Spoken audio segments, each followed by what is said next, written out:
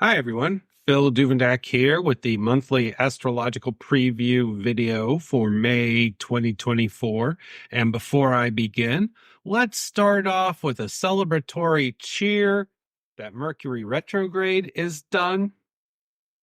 Eclipse season is done. And let's catch our breath because May is kind of a complex picture. Ready? All right, let's have some fun because wow, what a month. It really doesn't matter what your sign is. There's going to be a lot of activity that happens during May.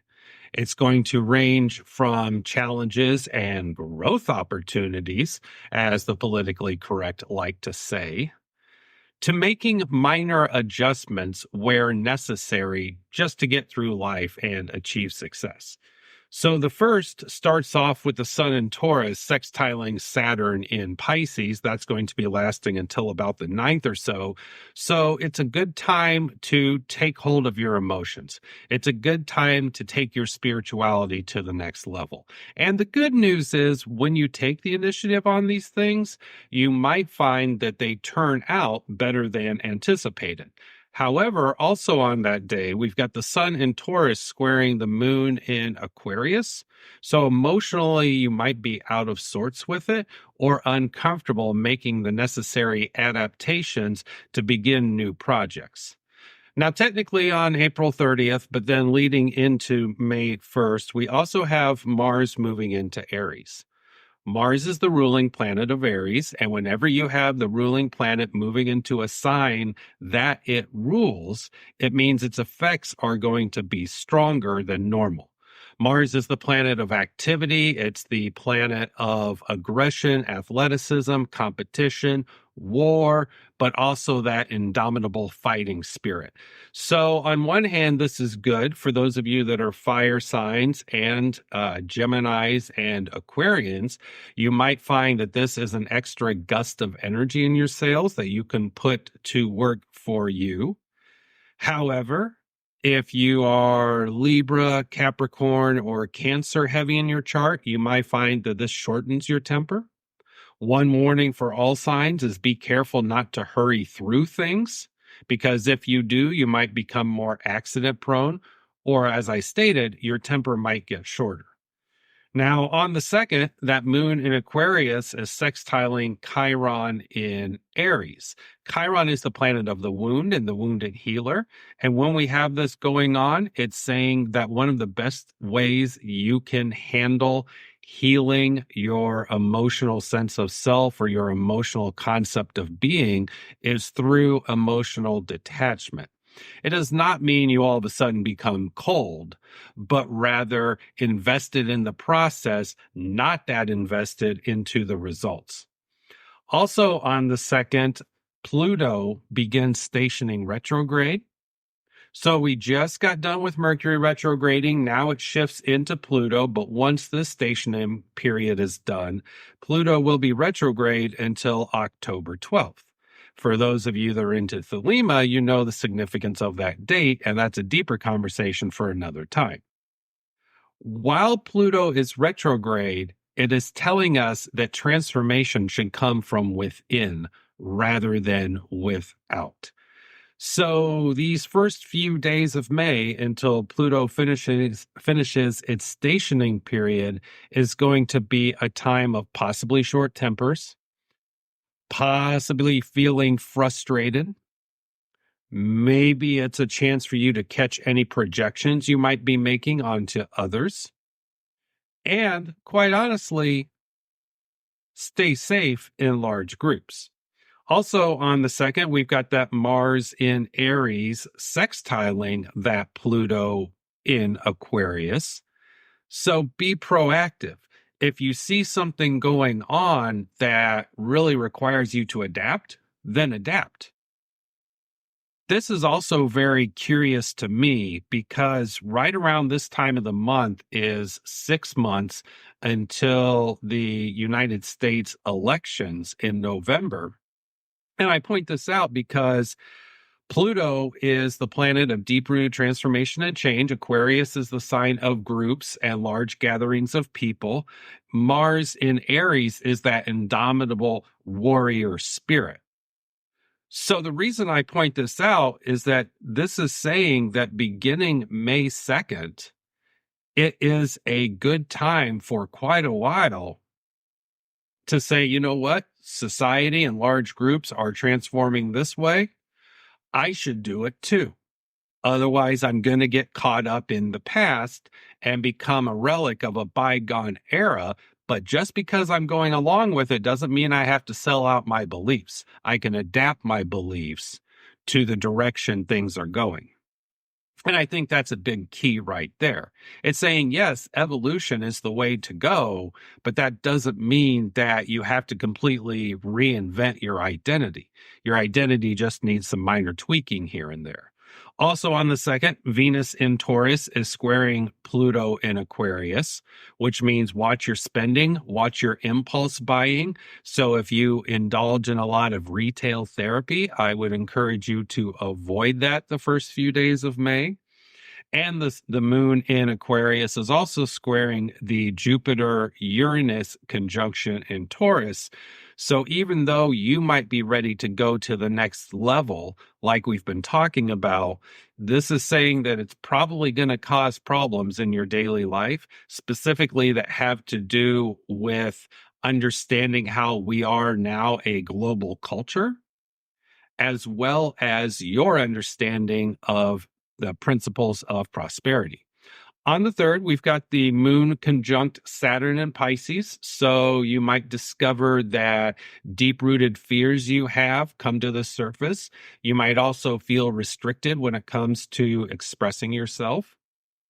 And that conjunction is sextiling the sun in Taurus, meaning that when you spot those limitations, it will be easy to make minor adjustments in your daily life to accommodate those. On the 4th, the moon conjuncts Neptune in Pisces. On one hand, this tells us your creativity might be stronger than normal. You might find it easier to meditate. On the other hand, this is also giving the warning that it could be too much of a good thing, and overindulgence is something to watch out for. Also on that day, the moon in Pisces is sextiling Jupiter and Uranus as well, the conjunction that's happening. So put your psychic skills to work for you. Put your finger on the pulse of what unexpected situations are going to come up over the next few weeks, and then do your best to roll with it and adapt with it. Your adaptation skills will be on point. On the 5th is astrological Beltane for those of you that are in the northern hemisphere. In the southern hemisphere, happy Samhain. We've got the moon conjunct the north node in Aries, telling us that it's a good time to start new cycles of development that have to do with your spiritual growth and personal development. We've also got that moon conjunct Mercury in Aries, so it's a good time to speak from the heart, but that does not mean this is an excuse to be an asshole that hides behind the idea of, I'm just being brutally honest. Well, you know what? People that are brutally honest are generally assholes. That's just the way it is. I used to pride myself on being brutally honest, and then I saw the emotional damage caused because I was too flippin' lazy to be diplomatic. That's part of the lesson here. On the 6th, we've got the moon conjunct Chiron in Aries. So your shortcoming, wounds, and limitations having to do with a sense of self and state of being are probably going to be quite glaringly obvious to you. And this conjunction also includes Mercury in Aries. So it's saying when your wounds get triggered, be careful how you respond, because you might not get the answers that you are looking for if you try and communicate it with others. You might be wanting someone to give you short words of comfort, but the way you phrase it causes them to recoil and say something that damages the conversation in general. On the 7th, we've got the new moon. So happy early new moon. We've also got the moon conjunct Venus in Taurus. So it's all about the good feels, whether it's love, money, eating that meal that you've been denying yourself because you've been penny pinching, sensuality, all things related to enjoying the fruits of life would be good to do during this time. Just remember, don't overindulge, but go ahead and indulge. This is the day to treat yourself, especially considering Pluto is just about finishing its stationing period at that time. And once Pluto is done stationing retrograde, there's no other retrogrades for the rest of the month. So it's very similar to the first few months of the year where we had no retrogrades. On the 8th, we've got the moon conjunct Jupiter, conjunct Uranus in Taurus, and all of that is sextiling Neptune and Pisces. This tells us it's a good day to practice creative visualization, maybe by starting a visualization board, maybe by just seeing how you want your life to go or be in 6 months, and then figuring out the steps you need to take on a daily basis to make that happen. However, the trade-off to this is that on the 8th, you might find unexpected things come up while you're simply out and about living your daily life. And these things will be unexpected, so they might cause that knee-jerk reaction of fear. But this is saying they won't necessarily be bad. The unexpected could bring you good things, if not on that day, then later on down the road related to whatever it was that happened unexpectedly. On the 9th, the moon moves into Gemini and squares Saturn in Pisces. This is a difficult aspect. There's no sugarcoating it, because what this tells us is in your quest for variety and keeping things lighthearted and fun and shallow conversations, you might work against your spiritual growth. You might find that other people think that you're not learning the emotional lessons that you need to learn. So in other words, flippancy might cause problems and setbacks when it comes to emotional and spiritual growth. Also on the 9th, the moon in Gemini is trining Pluto retrograde in Aquarius, so it's a good time to talk to groups of people. It's a good time to engage in society to see what you have been missing over the last few months, which have been a period of dormancy. On the 9th, we also have the Sun conjunct Jupiter and Uranus in Taurus. Because Jupiter and Uranus are slower moving planets, this aspect is going to stay around for approximately 10 days until the 19th. So when you're marking your calendar, the 9th through the 19th is a period where anything might happen. And I mean good and bad. So it's going to be a roller coaster for those 10 days. On the 10th, the moon in Gemini is sextiling Mercury, which is conjunct Chiron in Aries. That means this is a good time to reach out and talk to people when it comes to healing your wounds, whether it's wounds with other people or internal wounds. Also on this day, we've got Venus in Taurus squaring Saturn in Pisces. Saturn's a slower moving planet. So this aspect is going to be hanging out until about the 18th. So just about the same time frame as the Sun conjunct Jupiter conjunct Uranus in Taurus. Venus square Saturn tells us that the way you handle money, which is going to be good because Venus rules Taurus, your romance, that's still going to be rolling along fine. But you might have to adapt if you want things to be long-lasting. In short, Saturn in Pisces, which has been happening for a while and is going to continue to happen for a while, is all about reining in your emotions as well as emotional maturity and spiritual maturity. And when Venus in Taurus squares that, it's kind of like saying, oh, you want to be that kind of person spiritually? This is the sacrifice you have to make in your daily life right now. Oh, you don't want to make the sacrifice? You're not going to get that. I'm reminded of many stories I've shared over the years where people have this vision for their life, but they're unwilling to go through the process and the work to get there. They expect it to be handed to them, and that's not the way life works. Also on the 10th, we've got the moon in Gemini squaring Neptune in Pisces. So be careful you don't get carried away in your own imagination. Be careful that when you're communicating with close friends and loved ones, that it is not a flippant brush off, that you actually handle the subject of the conversation with seriousness, with the weight that it deserves. On the 11th, the moon in Cancer is squaring Mars in Aries, so you might find your close family and close friends trigger your temper. You might also find that if you're busy, you just want to go home and hide in your pillow fort, but that's not going to happen. So watch for short tempers with that, particularly with your family and close friends, and also be careful of accidents around the home. Also on the 11th, the moon in Cancer is trining Saturn in Pisces, meaning if you listen to your intuition, you might learn or have revealed to you the necessary steps to take you to the next level spiritually and to give you greater control over your emotions. Also on that day, that moon in Cancer is squaring the north node of the moon. So it's saying if you're looking for creature comforts to kind of dull the ache, as they say, it could work against your spiritual growth. And finally, that moon in Cancer is also sextiling Venus in Taurus, telling us play it safe. I mean, really the whole day.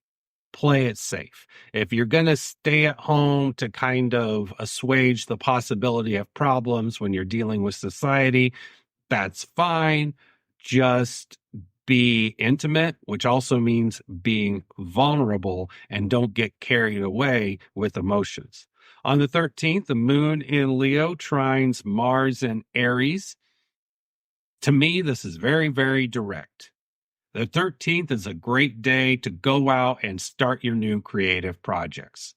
If you're in the dating scene, this is a good time to go on dates and explore romance. If you're already in a relationship, then it's a good time to just kick back and have fun.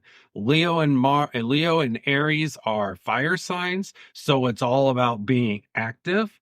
And the moon trining Mars is saying you're going to have more energy than you expect and that you normally have in order to create success. However, that moon in Leo is also opposing Pluto in Aquarius. So watch out for ego problems. And specifically, what I'm talking about here is putting your needs above the needs of others, especially if it doesn't impact you. Now, if it impacts you, that's another story. But if you're against something just because you can't understand it or you refuse to understand it or it just leaves a bad taste in your mouth, those are bullshit excuses. So don't engage in them. On the 14th, we've got that same moon in Leo squaring Venus in Taurus. So watch your words through your daily life. Watch your ego issues. You might find that this is a good day to do the physical work for your creative goals, not necessarily a good day to look for inspiration or to lay down a plan. The moon in Leo is also trining the north node, so the more you work with the higher evolved traits of Leo energy, the more you are creating spiritual progress going forth. And Mercury and Chiron are in Aries on that day. So the way out is through communication. Venus in Taurus on that day is conjunct Uranus, and that's going to be lasting from today, the 14th, all the way to the 22nd. Whenever Venus is conjunct Uranus, the first thing that tells us is to watch what you say online. You might find that you really just want to dump, and then it backfires. This also tells us with regards to romance, the unexpected might happen that day, which is not necessarily a bad thing. This is also a day to be careful with what you eat If you're sloppy or you don't think things through, it might make you sick. And watch your spending for that day. I don't necessarily mean that it's wrong to spend, but rather make sure that if you're going to make that feel good purchase, you've got the funds in your account to do it, and there's nothing hanging out in limbo that might trigger unexpected fees. So it's small stuff. It's not big life threatening things here, and it's only for a day. Yes, Venus conjunct Uranus is going to be present until the 22nd, but by the time you go to sleep on the 15th, you should have an idea of what to expect from that for the next week. On the 15th, the moon in Leo is squaring the Jupiter-Uranus conjunction in Taurus. So make sure your ego does not get in the way of handling the unexpected in daily life. That same moon in Leo is trining Mercury in Aries. So it's a good time to initiate conversations with others, especially if they have to do with new beginnings. And on the 15th, Mercury enters into Taurus, which means the evening of the 14th may feel like a mini Mercury retrograde, but it's going to be settled and done by the evening of the 15th. Mercury entering into Taurus is all about using traditional methods of communication rather than what people say are in vogue right now. So using emails instead of text messages, using text messages instead of Snapchat, using phone calls instead of emails. All of those things would be wise to engage in the entire time Mercury is moving through Taurus. On the 16th, the moon in Virgo is opposing Saturn in Pisces. This tells us you might be torn between doing what emotionally feels good regarding the workplace and health versus what is emotionally gratifying. There's a deeper level there. I'm not going to get into it here, but the way to handle the 16th in particular is to find the balance. Find the balance between doing what is emotionally satisfying versus what is the mature decision. On the 17th, the moon in Virgo is trining the Sun, Jupiter, Uranus conjunction in Taurus. So it's a good day to take control of your physical life. It's a good day to make changes to your schedule. It's a good day to start new habits and increase your self-discipline. And the moon in Virgo on the 17th is opposing Neptune and Pisces. So it's saying put the meditation down, put the creativity aside, focus on the practical, focus on the hard work, focus on the daily job, and you should be fine. On the 18th, the moon in Libra is trining Pluto retrograde in Aquarius, so it's a good time to reach out and connect with people. The North Node is also conjunct Mars in Aries, so it's a good time to make changes that can catapult you forward on your spiritual path. And Mercury in Taurus is squaring Pluto retrograde in Aquarius, so watch your conversation when you're dealing with groups of people or dealing with the casual person. They might perceive you as behind when in reality it's just different communication styles. On May 19th, the moon in Libra is opposing the North Node, which is conjunct Mars at that time. In your quest to be a diplomat and a peacemaker, you might find that goes against your greatest growth and good. Being indecisive might also work against you on that day.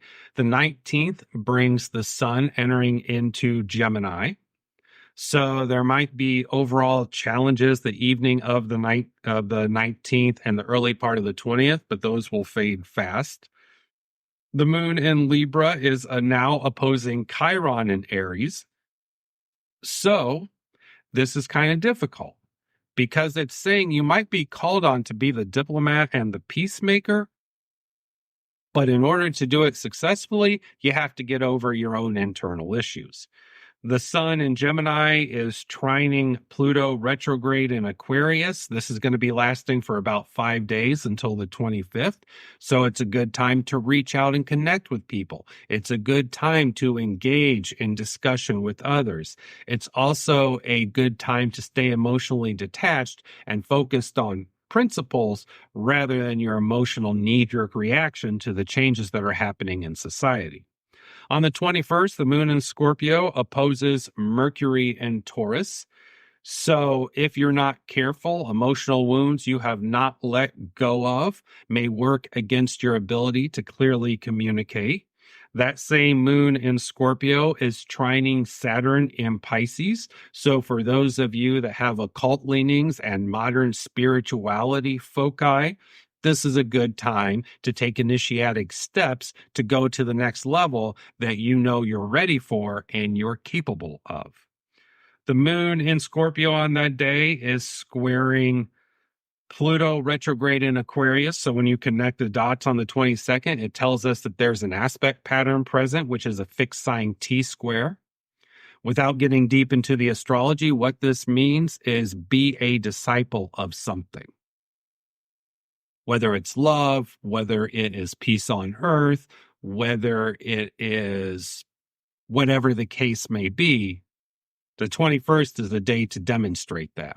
I always crack up laughing when people say, I love everyone. And then in the next conversation, they say, except those group of people right there. Well, which is a hypocrite? It's one or the other. You either love everyone or you don't. And newsflash, it's okay to not love everyone. Love is the highest vibration. Love is the law. But we're all works in progress. I point this out because what it means is your beliefs might be tested on the 21st, and you can either stay the course or adapt whatever is appropriate to the situation. On the 22nd, we've got the moon in Scorpio opposing Jupiter, Uranus conjunct in Taurus, as well as Venus. So with all the passion that you've got inside from that moon in Scorpio, if you're not careful, it could lead you astray and prevent you from handling the unexpected things that come up in your daily life. That moon in Scorpio is also now trining Neptune in Pisces. So it goes from trining Saturn in Pisces the day before to Neptune in Pisces now. The difference is the first day, the 21st, is the initiatic process. The 22nd is saying, now's a good time to meditate. Now's a good time to astral project. Now's a good time to get out of your body. Just be careful it's not too much of a good thing and you embrace addictions and escapism when you shouldn't. On the 23rd, we have the full moon. We've got Venus and Jupiter both at 29 degrees Taurus. So watch your money. And I don't only mean the spending habits that you have. I also mean the plans you have in place for long-term financial prosperity, growth, and stability. This is going to be quick-lived because on the 24th, Venus moves into Gemini. But your attention may be brought to cycles that have to end on the physical world, particularly those that have to do with romance and money. The moon in Sagittarius on that day is sextiling Pluto retrograde in Aquarius. So it's a good time to travel to meet people. It's a good time to be honest with people. It's also a good time to be honest with yourself. We touched on the 24th already with Venus moving into Gemini. That means it will be conjunct the sun in Gemini. So love might be in the air, whether it's love for another or love for the self. Money might be easily flowing to you through opportunities, but if you hesitate on those opportunities, you're not getting a second chance. They're just gone. So there'll be fast-moving opportunities. That moon in Sagittarius is now squaring Saturn in Pisces. So whereas the day before it was good to be honest and direct when talking to people, now it's a good day to pick and choose your words carefully. That same moon of Sagittarius is trining the North Node, which is conjunct Mars and Chiron in Aries. So the more delicately you handle things, especially from an enlightened spiritual perspective, the more you are working towards your spiritual growth and good. The 25th brings the moon in Capricorn squaring Neptune in Pisces. I'm going to say this, and I'm going to say it to you, but it's the understood you, not the you specifically. When you've got the moon in Capricorn squaring Neptune and Pisces, the short message of the aspect is to get your head out of your ass.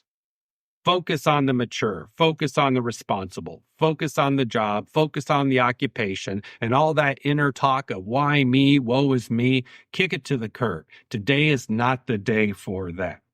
Mars is conjunct Chiron in Aries on that day too, and that is why it's not a good day. You might be seeing your inner landscape through a very distorted lens. On the 26th, Jupiter enters into Gemini. Yes, Jupiter is finally leaving Taurus. I know it seems like it has been gone for quite a long, or it's been there for quite a long time. And now we get a lightness that comes to it. Jupiter moving into Gemini is all about seeing the prosperity possible through talking to others. So this is the time of the networker. This is the time of the deal maker. This is the time of the talker who knows how to put particular people in touch with the other people they need to achieve their goals. Also, we've got the moon in Capricorn sextiling Saturn in Pisces. So now it's a good day to look at your creativity, see your vision for yourself and your life, and figure out how to take charge to make that happen. That moon in Capricorn is squaring the North Node Mars conjunction in Aries. So when you make that plan to move forward, you might find that you have to rethink where you're going spiritually. And that's okay. It's all adaptation, and Darwin's right. It's the most adaptable of the species that survives. That same moon in Capricorn is trining Mercury and Uranus in Taurus. So if you take charge, you do the responsible thing, you do the mature thing, you might find that you can lay the groundwork for a lot of success, not just with personal communication, but also mass communication. For those of you that are really into social influencing and social media, this is a good day to reevaluate your online presence and persona and make the appropriate changes in line with who you are now rather than who you were when you started the journey. On the 27th, that moon in Capricorn is conjunct Pluto retrograde in Aquarius. It's an out of sign conjunction, so it might be a little rocky to handle. But basically, the theme is if there's anything you've been wanting to release from your life, this is the day to do it. And releasing it is smart as long as you're releasing it in line to welcome in the new energy that's coming from Pluto in Aquarius.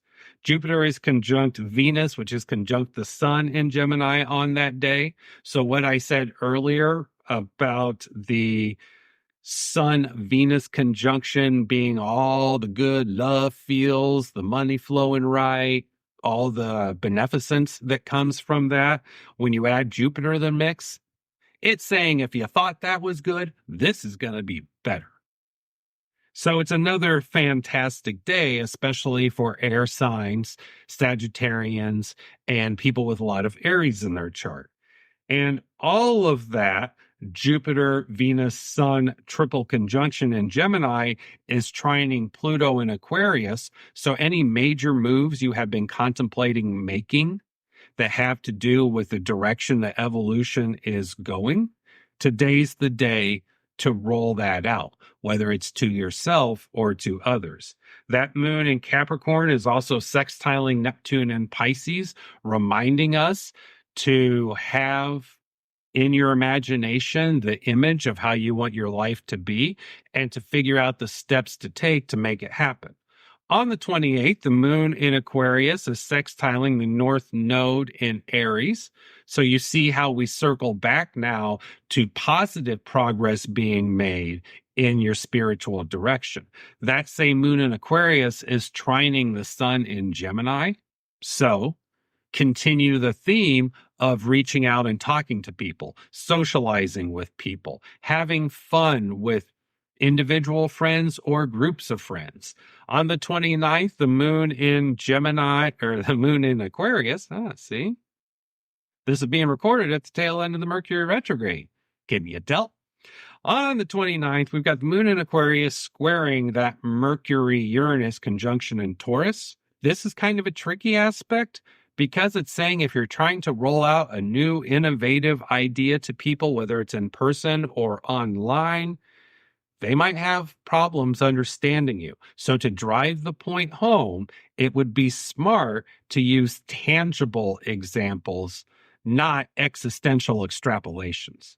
We've also got the moon in Aquarius on that day, sextiling Mars, which is conjunct Chiron in Aries. What this tells us is the 29th would be a good day to see your healing journey from a bird's eye view and emotionally detach based on what you see.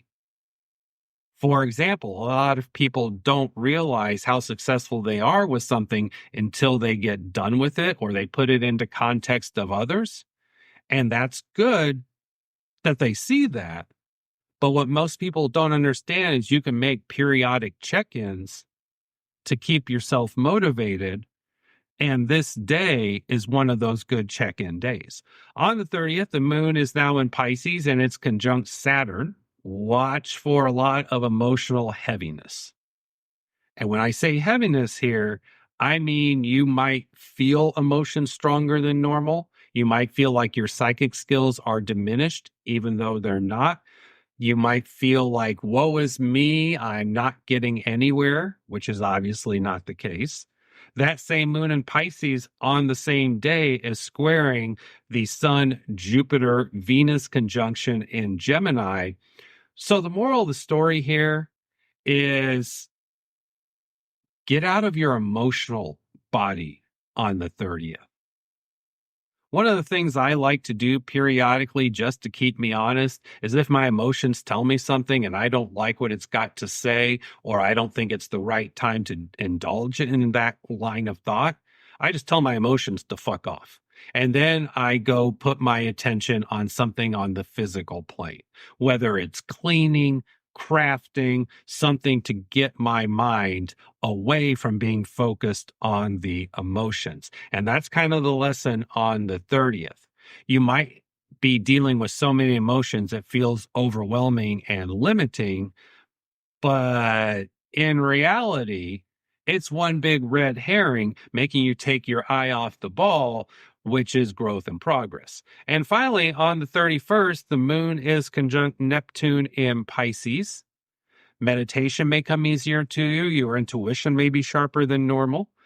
And that moon in Pisces is also sextiling Mercury conjunct Uranus and Taurus, meaning it's a good day to reach out to people personally or through digital channels.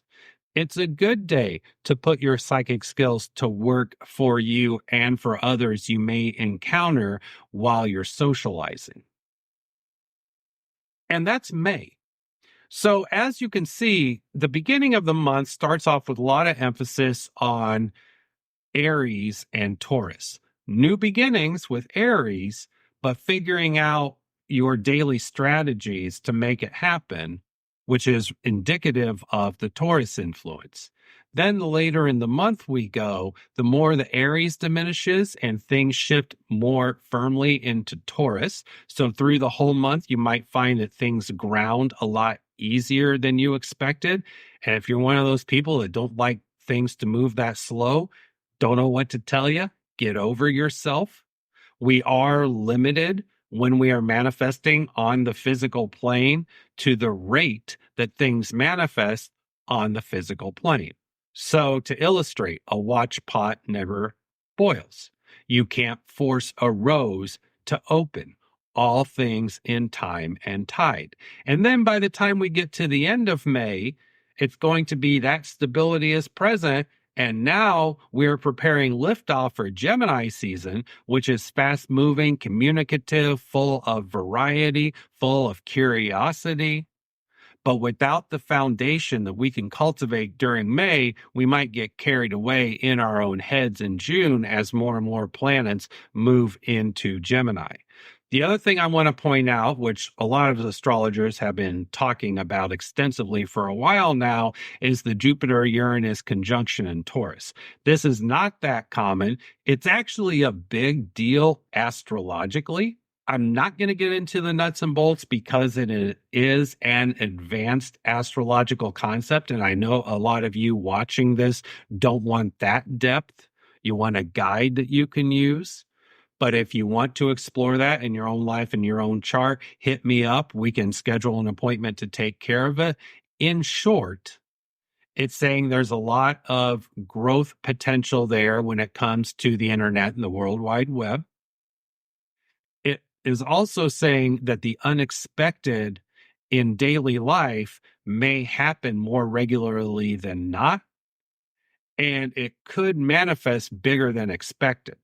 So just to give you a generic example here, you might stub your toe and think, "Oh, I stubbed my toe." And then you go to the doctor and you find out you have a fractured foot. That's the kind of stuff that comes with Jupiter conjunct Uranus in a nutshell. It's also telling us that it's smart to be careful around electricity. But for those of you magically inclined, with this Jupiter conjunct Uranus, it's a fantastic time to connect with your higher self, your holy guardian angel, your ascended self, all of that concept. Jupiter is the planet of the teacher. Uranus is the planet of the higher consciousness, the higher mind. So when they're conjunct, you might find assistance from the finer planes that can help you navigate a lot of challenges that we discussed in this video. Anyway, thank you for checking all of this out. Thank you to Adam Knox and the Cult of You for providing the platform and the fantastic video editing that happens every month. Daily horoscopes will continue to go out. Monthly horoscopes will continue to go out. There's a lot going on as the year more fully unfolds. So make the appropriate adjustments in May, because once June hits, it's going to take off like crazy. So until we chat again, may we all receive blessings of good health and prosperity and success as we move forward in the next month of our lives. Aum Ha.